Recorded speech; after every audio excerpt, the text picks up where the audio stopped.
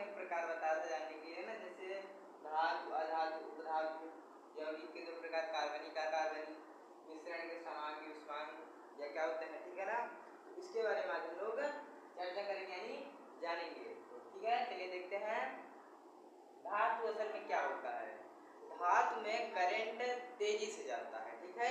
धातु में क्या होता है, करंट तेजी से जाता है, यानी धातु में करंट फ्लो होता है, ठीक है ना। और अधातु में क्या होता है, अधातु में करंट जावा ही नहीं करता, ठीक है। अधातु में करंट नहीं जाता, जैसे ऑक्सीजन, ऑक्सीजन में करंट घूमता है, अगर ऑक्सीजन में करंट रहे तो हम लोग खत्म हो जाए, ठीक है ना। तो ऑक्सीजन में, सॉरी, अधातु में करंट नहीं जाता है। और जैसे धातु में करंट जाता है, जैसे लोहा हो गया, लोहा में करंट जाता है ना, हाँ, जैसे छड़ हो गई लोहे की, उसमें भी करंट जाएगा, ठीक है।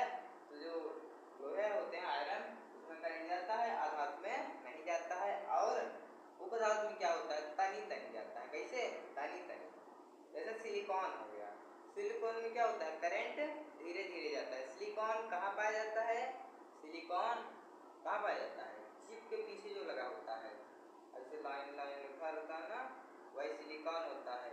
सिर के पीछे देखते होंगे, उसमें भी सिलिकॉन लगा होता है, उसमें बहुत तनी तनी करंट जाता है। अगर धातु का कुछ लगा दिया जाए ना तो पूरा मोबाइल से कुछ खत्म। तो इसलिए उसमें सिलिकॉन यानी तनी तनी करंट उसमें चाहिए, तो इसलिए सिलिकॉन लगाया जाता है। समझ में आया। धातु जैसे लोहा वोहा हो गए, ठीक है। उपधातु जैसे ऑक्सीजन, मतलब गैस जो होती है, वह सब अधातु में आती हैं, ठीक है। और जिसमें करंट ना जाए वह अधातु, जिसमें करंट जाए वह धातु, और जिसमें करंट तनी तनी जाए वह उपधातु, ठीक है। तो तत्व के प्रकार समझ में आए। अब देखते हैं यौगिक। यौगिक के 2 प्रकार होते हैं, कार्बनिक, अकार्बनिक। कार्बनिक का मतलब जिसमें कार्बन पाया जाए, और अकार्बनिक का मतलब जिसमें कार्बन नहीं पाया जाए, ठीक है ना। जैसे समझ लेते हैं एक कॉपर, Cu, सी है ना उसमें, Cu कॉपर, उसमें कार्बनिक है। और यहीं पर अकार्बनिक, जैसे H2O ऑक्सीजन का, सॉरी, जल का सूत्र है, तो H2O तो है ऑक्सीजन का सूत्र है, क्योंकि उसमें सी नहीं है। तो अकार्बनिक है, जिसमें कार्बन रहेगा वह कार्बनिक, जिसमें कार्बन नहीं है वह अकार्बनिक, ठीक है। समझ में आया। हाँ।